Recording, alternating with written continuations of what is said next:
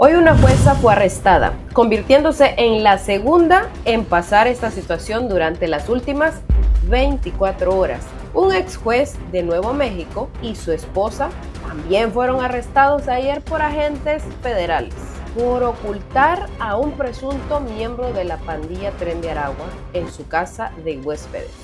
La fiscal general de los Estados Unidos, Pam Bondi, habló sobre la situación y detalló cómo la jueza Dugan presuntamente ayudó al sospechoso, Flores Ruiz, a escapar de la policía mientras comparecía ante el tribunal. Todo esto que ocurrió entre ayer y hoy parece que fue sacado de un guión de película, pero no, esto pasó en la vida real en Estados Unidos.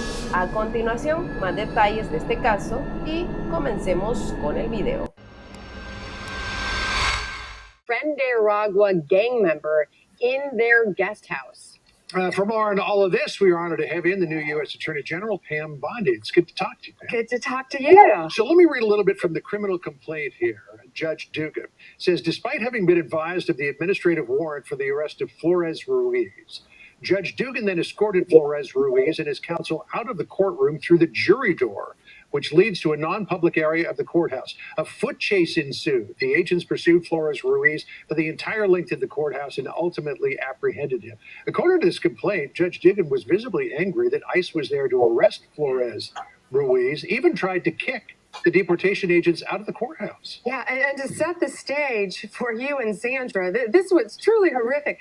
This guy was in court being prosecuted by a state prosecutor for domestic violence battery. He had beat up two people, a guy and a girl, hit the guy 30 times, knocked him to the ground, choked him, beat up a woman so badly they both had to go to the hospital. And John, you know, it's so rare for victims to want to cooperate. They wanted to cooperate. They were sitting in the courtroom with the state prosecutor. The judge learns that ICE was outside to get the guy because he had been deported in 2013, came back in our country, commits these crimes, charged with committing these crimes, victims in court. Judge finds out, she goes out in the hallway, screams at the immigration officers. She's furious, visibly shaken, upset, sends them off to talk to the chief judge. She comes back in the courtroom, you're going to believe this, takes the defendant and the defense attorney back in her chambers, takes them out a private exit and tells them to leave. While a state prosecutor and victims of domestic violence are sitting in the courtroom with the state prosecutor, the judge learns that ICE was outside to get the guy because he had been deported in 2013, came back in our country, commits these crimes, charged with committing these crimes, victims in court. Judge finds out, she goes out in the hallway, screams at the immigration officers. She's furious, visibly shaken, upset, sends them off to talk to the chief judge. She comes back in the courtroom, you're going to believe this, takes the defendant and the defense attorney back in her chambers, takes them out a private exit and tells them to leave.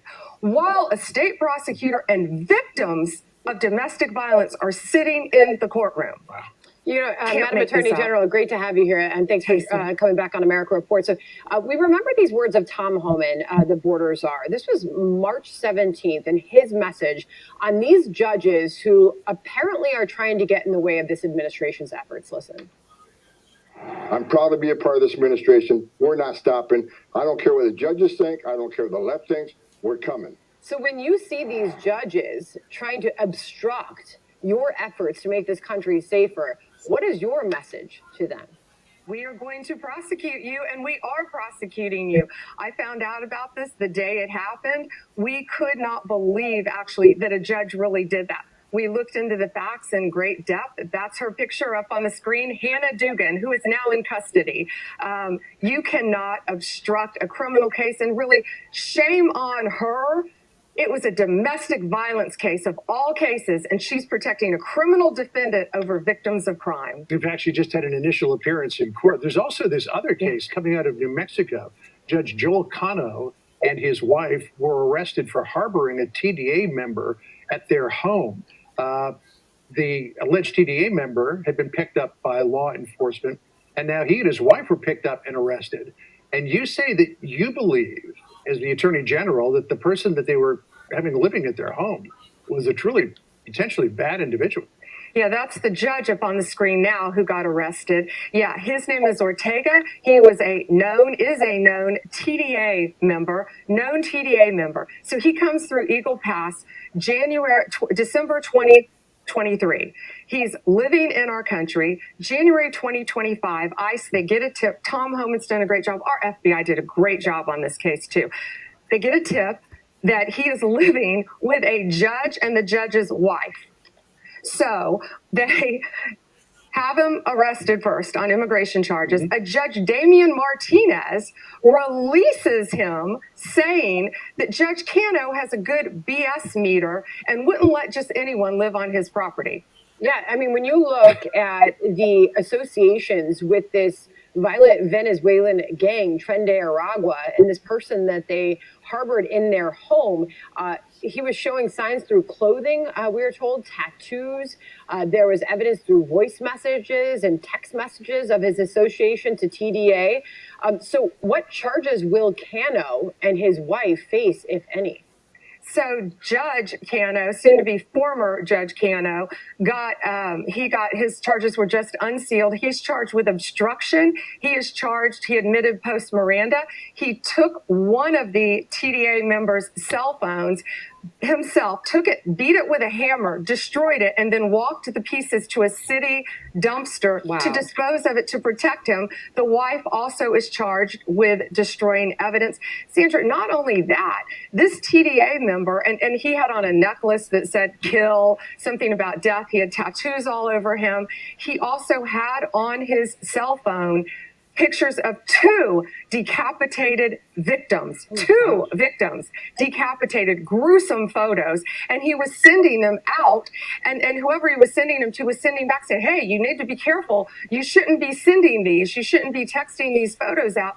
Not only that, these two, the judge and his wife, gave him assault rifles that belonged to their daughter. That's what they're charged with. In the criminal report affidavit, he goes to a shooting range with these assault rifles, with a suppressor, with other known TDA members, and they're shooting. This is the last person that we want in our country, nor will we ever tolerate a judge or anyone else harboring them. Let me, if I could, Madam Attorney General, come back to the Wisconsin case and Judge Hannah Dugan, because in allegedly letting the perpetrator and the attorney out through a non-public exit and allowed them to get out in front of the building, we had a situation where we've seen that I know Tom Homan was complaining about in Colorado, where there would be no transfer of a defendant from a jail to ICE custody on a detainer request in a way that was orderly and protected public safety. They would dump them off in a parking lot, and then ICE would have to chase them around with the DEA or whatever, or FBI, and pick them up.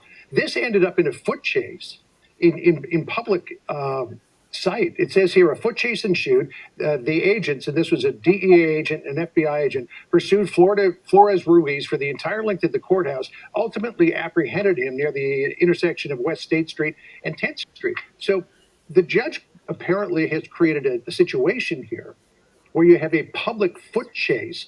And we all know that while sometimes they can come off without incident, they can also turn into very dangerous situations. John, that's exactly right. She put the lives of our law enforcement officers at risk. She put the lives of citizens at risk. A street chase, which is absurd that had to happen. But yes, she put a lot of people in danger. That judge did it. So did the other judge. Judge Cano is charged with, they were allegedly giving him assault rifles, AK-47s, AR-15s, with a suppressor, a known TDA member, letting him go to a shooting range to refine and perfect his shooting skills. What's happened to our judiciary is beyond me. Yeah. Según se informa, Dugan se enfureció cuando agentes del Servicio de Inmigración y Control de Aduanas, ICE, llegaron para arrestar a Flores Ruiz e incluso intentó expulsarlos de la sala, a pesar de los graves cargos contra Flores Ruiz, incluyendo violencia doméstica. La jueza facilitó su escape, aparentemente le ayudó a esconderse en uno de los salones del juzgado. En otro caso, el juez Cano y su esposa también fueron arrestados por ocultar a un miembro de la pandilla del Tren de Aragua. se descubrió que el pandillero tenía antecedentes penales violentos, incluyendo tatuajes y evidencia de asociación con el delito. Los cargos contra Cano incluyen obstrucción de la justicia, ya que presuntamente destruyó evidencia crucial relacionada con el caso. Testigos han señalado que el delincuente, al que albergaba, tenía múltiples cargos graves en su contra y había participado en actividades violentas. Bondi declaró que estos jueces pusieron en peligro la vida de los agentes del orden y del público con sus acciones. También enfatizó que nadie está por encima de la ley y se comprometió a procesar a cualquier persona, incluidos los jueces que albergue a fugitivos o que obstruya la justicia. Los arrestos envían un mensaje contundente. Este tipo de conducta no será tolerada en el sistema judicial. El debate concluyó con el reconocimiento de que los jueces deben hacer cumplir la ley y quienes no lo hagan enfrentarán consecuencias.